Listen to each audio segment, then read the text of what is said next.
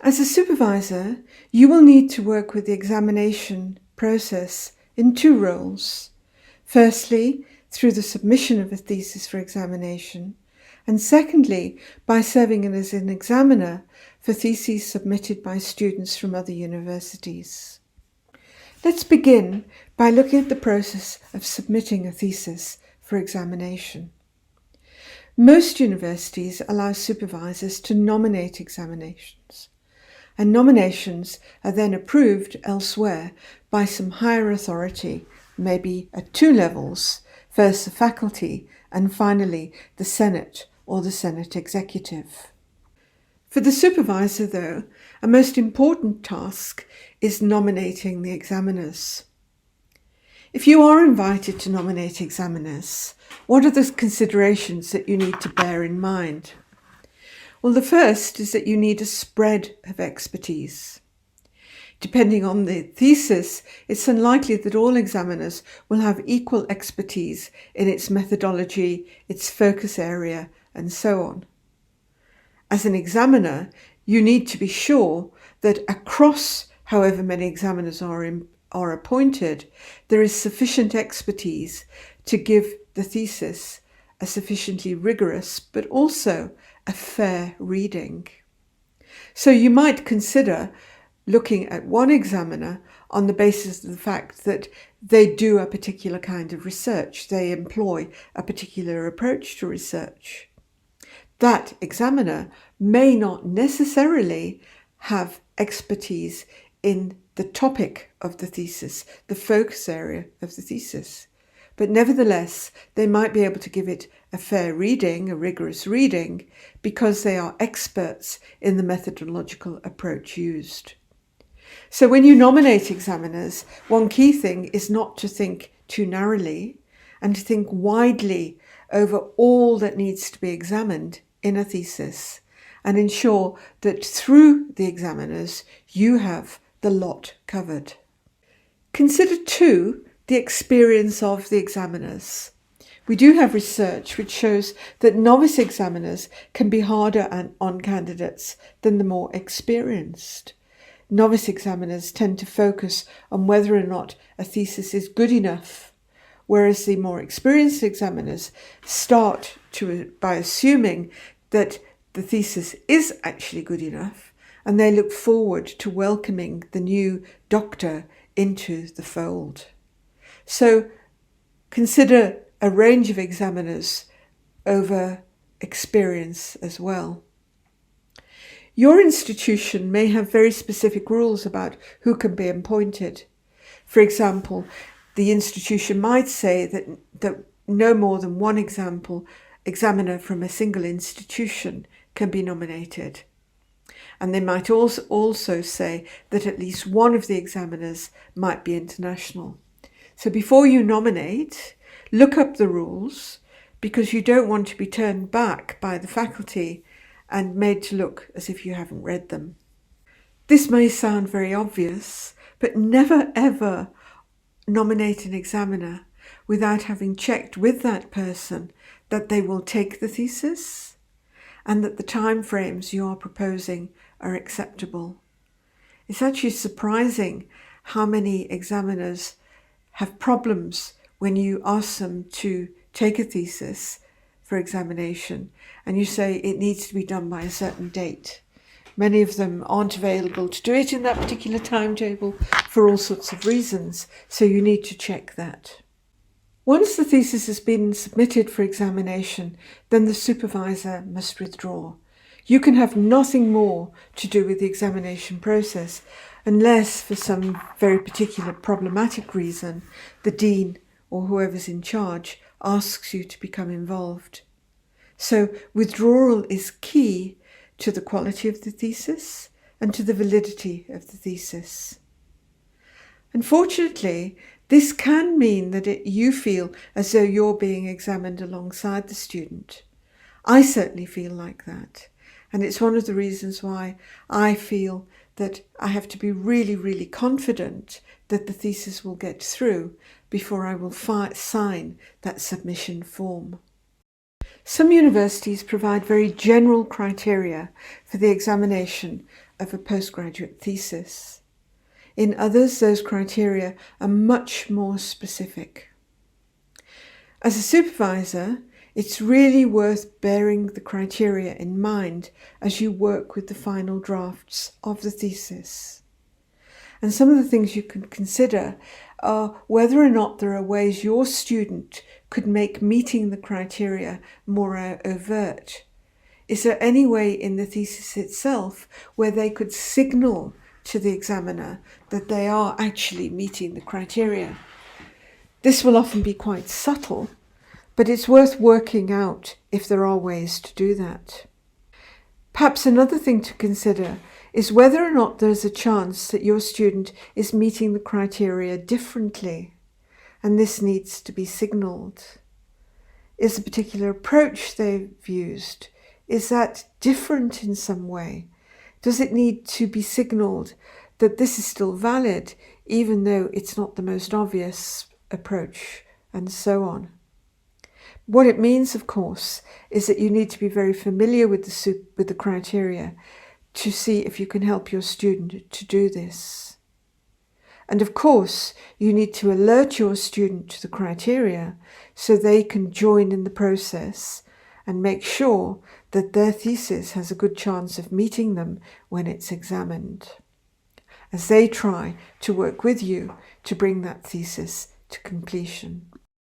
I've already mentioned potential disputes between students and supervisors at the stage of submitting a proposal to a higher degrees committee. Those same disputes can also arise when it becomes time to submit the thesis for examination. Students often think their work is ready for submission and you disagree. If they won't listen to you, then these disputes are best resolved through discussion by trying to explain exactly what it is you still want them to do and why it is that you need them to do it. However, there may well be cases where a student insists on submitting, regardless of the fact that you're not prepared to sign the form, that you're not prepared to say that you believe the thesis is ready for examination. If this is the case, most universities will allow this, although the fact that the supervisor hasn't agreed to the submission is not disclosed to the examiners until the examination is complete. Again, at the risk of sounding really obvious, please remember to put the thesis through Turnitin or another text matching program before submission.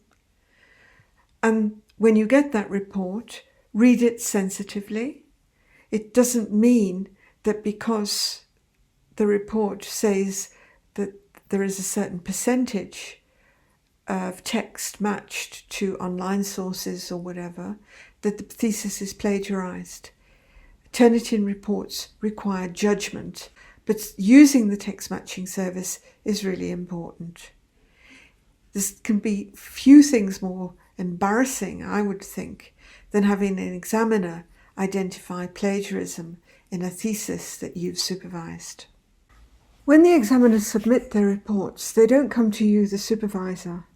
They usually go back to a committee or some higher authority for consideration.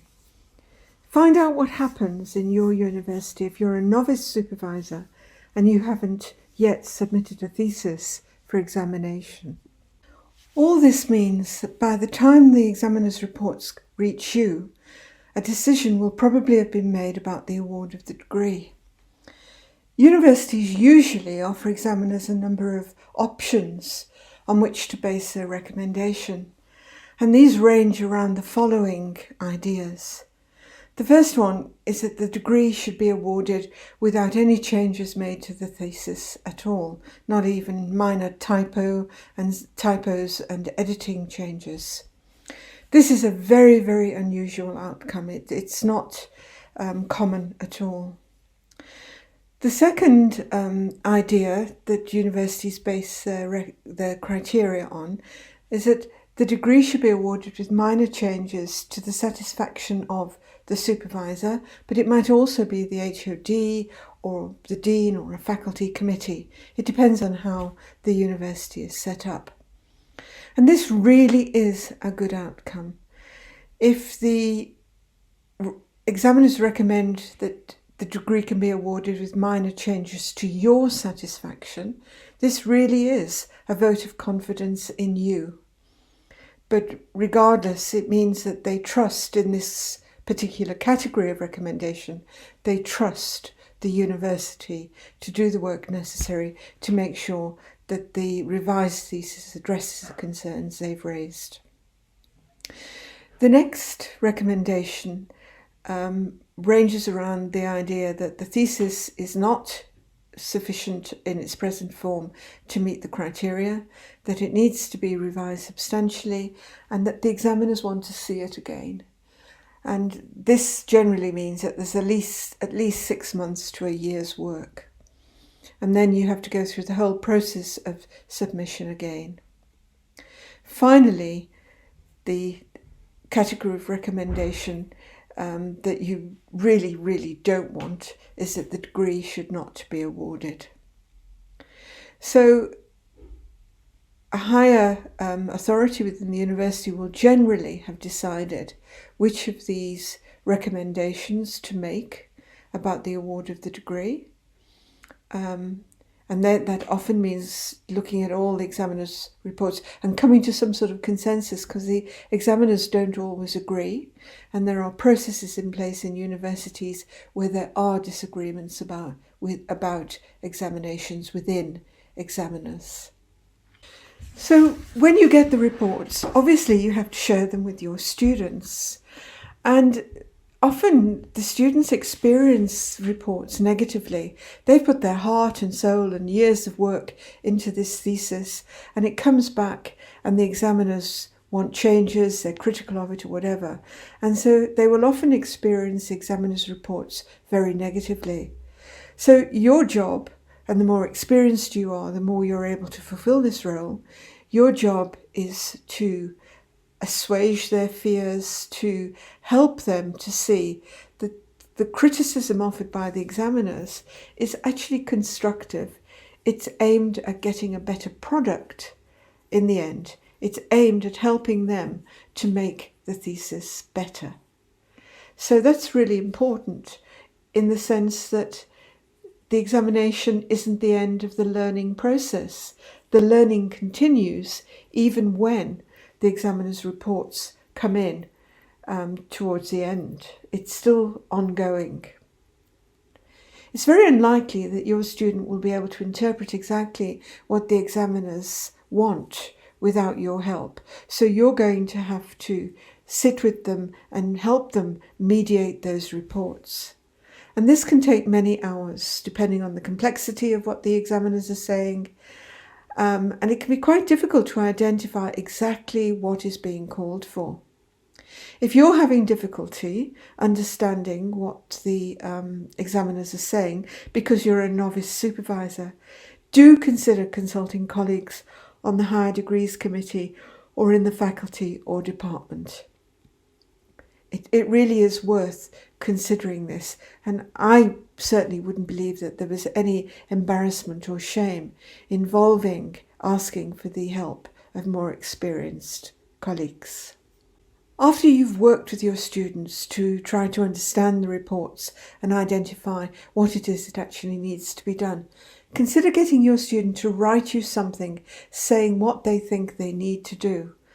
And this is especially important if a resubmission is called for and they're going to have to make substantial changes to the thesis. Throughout this course, we've talked about writing being a tool for learning. So getting your students to write through what they think the changes are that they need to make, will actually help them to make those changes. What they write will also serve as a record of your discussion. You can check it, and you can then correct them if their understandings still aren't what you think needs to be done before they actually go ahead and make the changes. So I think this is an important step. Do remember, though, that it's not necessary to comply with all that the examiners call for, as sometimes there might be a very good reason for you not doing what they say they want you to do. Believe it or not, some examiners may not have read sufficiently carefully. They might actually have misunderstood the point that the student is making the thesis, or the way the theory has been applied, or whatever. And they may also be working from a very different perspective to the student. And in this case, arguably, perhaps they were not well chosen. And therefore, they find it difficult to see what the student was trying to do. If the call is for a resubmission, it will be necessary to explain why some of the changes are not being made in a letter to the examiners. And the examiners, if you are an examiner, obviously you need to listen to what comes back. So I think what we're saying here is that the examinations process, it's not one way. It can be a dialogue. It has to be a dialogue between you and your student as you negotiate the reports. And it can be a dialogue with the examiners if you don't agree with what they say needs to be changed. I think, though, it's often better, if this is the case, that you ask more experienced colleagues, ask other colleagues what they think before you write that letter saying that you're not going to do the changes. Let's shift now to your role if you're invited to examine a thesis. So it's not that you're submitting a thesis for examination with your student, but rather that you're being asked to examine a thesis where a study has been done at another university. Well, the invitation will usually come from the supervisor, and the supervisor might provide an abstract or tell you a little bit about the thesis. If it isn't clear to you why the supervisor is asking you, do ask. The supervisor might be able to point out areas where you do feel confident to examine. You might not really understand just from a reading of the abstract why you've been selected, so a conversation with the supervisor can be helpful in that respect. Always check the time frames. When the shoe's on the other foot and you're waiting with your student for the examiner's reports to come in, it can be awful if the examiners overrun the time allocated to them. So when you're asked to examine, when you're an examiner, you need to check that you can actually complete the examination in the time frames. If you do agree to be nominated, you will probably have to submit a CV, which then goes before the faculty or the Senate. And if they approve, you're then appointed. One thing to remember is that the pay for external examining is generally very poor. It's not going to make anyone rich. Examining a thesis is better viewed as a service to your disciplinary community. It's certainly not going to substantially increase the money you have at the end of a particular month. It is common to list the examination of a doctoral thesis on a CV, and increasingly this sort of thing can count in personal promotions processes at individual universities. Vivas or oral examinations should be considered quite positively. They provide an additional opportunity for students to argue their case, to explain in another way what they've tried to explain in the thesis. And importantly, they also provide an opportunity to address any misunderstandings or problems identified by the examination process in person with the examiners. Vivas or oral examinations generally come after the written examination, and they're therefore based on the examiner's report. You can really help your student to prepare for a Viva or an oral examination by talking to them about the criteria the examiners will have used to do the written examination. Check that they've read their thesis again before the oral. And once they've done this, get them to identify areas where they think the examiners might have some concerns, or where they think the examiners might ask questions. And, of course, get them to imagine what they would say to these questions or concerns. Finally, on the day of the Viva or oral examination, Try to make sure that you're there to offer reassurance before the event. It can be extremely nerve-wracking for students to have to walk into a room to be examined orally. And hopefully, you'll still be there to celebrate afterwards.